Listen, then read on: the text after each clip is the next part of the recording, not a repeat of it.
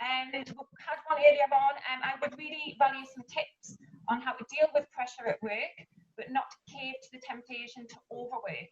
I have a tendency to just work more hours to deal with pressure, which only alleviates it to an extent, although it's sometimes necessary.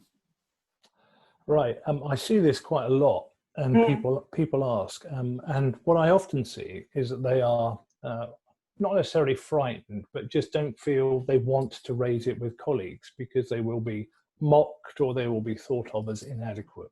Yeah.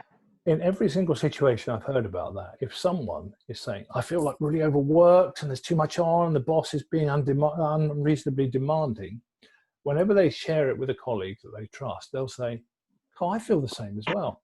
Yeah. And they'll share it with someone else they trust and they'll say, I feel the same as well.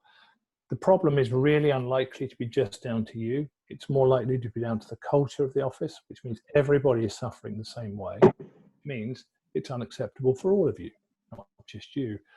The way to do it is to find out that everybody else is feeling the same. So find the courage to talk to someone you trust and say, are you feeling the same? Do you think others are feeling the same? Just quietly find out.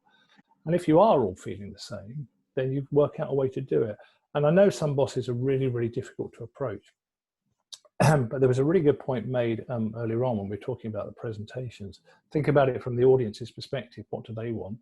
Think about it from the boss's perspective. What does he or she want? He or she presumably wants an office which works well, everything functions good, probably want decent, happy staff.